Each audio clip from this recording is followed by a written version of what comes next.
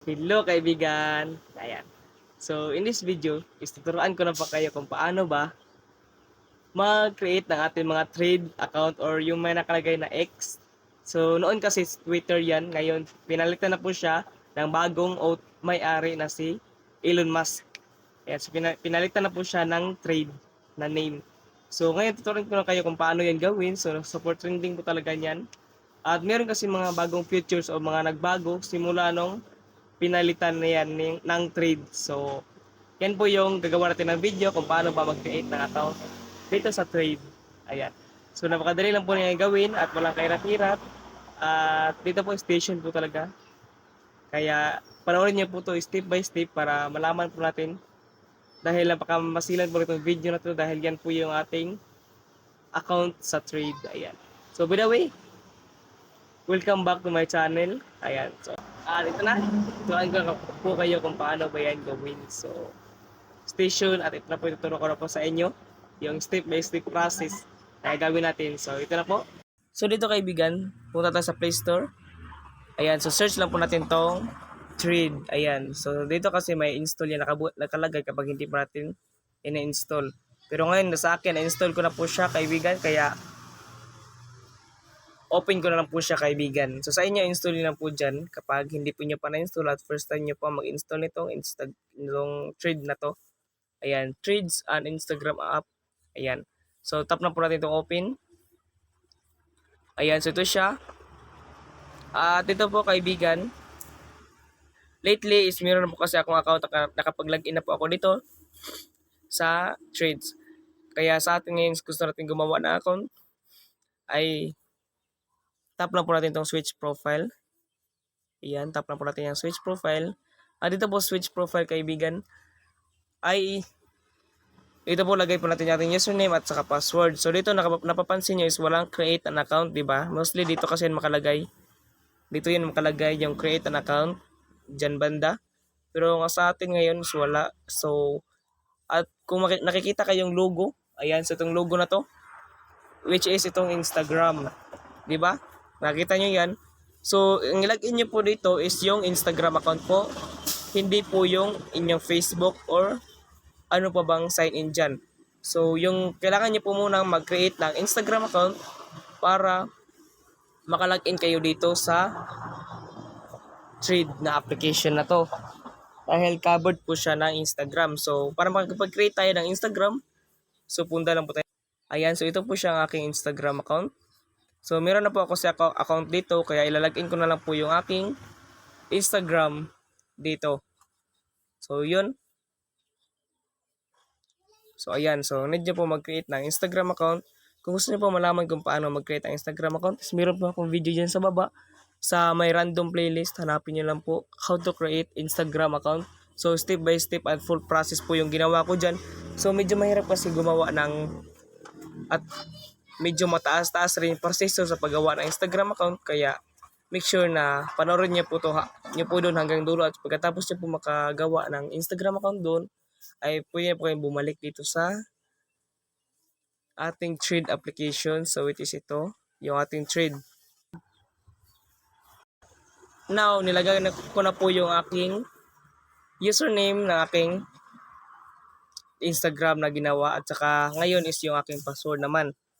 So make sure po na makagawa po kayo ng account sa Instagram first bago kayo makapag-login dito sa trade.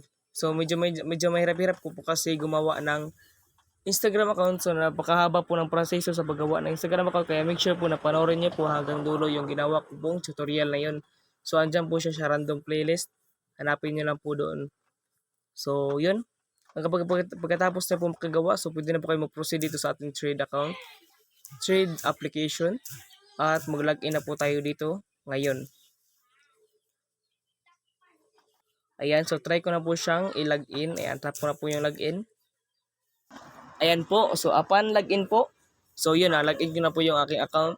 Kaya dito na po tayo sa next step, which is yung privacy policy nila. So dito po, make it sure na naka-public po yung ating public profile para po makita ng ibang tao kung ano po yung pinopost natin dyan. Kapag naka-private naman po, kapag naka-private is tayo lang po yung makakita ng mga content na ginawa natin, 'di ba? Kung gusto mo mag-vlogger, kung gusto mong sumikat, i-make sure na andito ka sa public profile dahil wala makakita sa iyo kapag naka-private ka. So make sure na public profile po yung ginawa natin. So tap lang po natin to continue. If we finish to decide which privacy we choose. So dito, meron dito mga suggested friends. So mga famous suggested friends dito na suggested mula kay Thread. Ayan. So pwede na po tayo siya follow. Ayan, if you like it this person, you can follow this. Ayan. So follow lang po natin siya. Kung sino po yung mga gusto natin. Ayan, so follow all. Pwede na po kayo mag-follow all kung ayaw niya pong isa-isahin. So tap this follow all button. Ayan. So sa akin, follow all ko na lang po siya para mas mapadali. At ito po sa third step. Yung third step po is how Threads works. So pwede niya po yung basahin. Powered by Instagram, content visibility. So yun. Dahil naka-public po tayo kaya content visibility po yung nakalagay. The Fidiverse. Ayan, yung Fidiverse is works on the Fidiverse new one of social media networks allow people follow interact with each other in different platform. Ayan, so like Thread to Instagram, ganyan, Thread to Facebook. So pwede tayo makapag-interact. So your data. So ito yung data is ito po yung terms and condition po ng inyong account. So dito po para makapag-join tayo, stop lang po natin itong join trades. Ayan, so antayin lang po natin for a short moment. Ayan, so antayin lang po natin itong loading ng trade. At dito po, ayan. So ito na po siya, mayroon na po tayong trade account, o di ba? Easy lang po gumawa ng trade account. Ayan po. So dito po.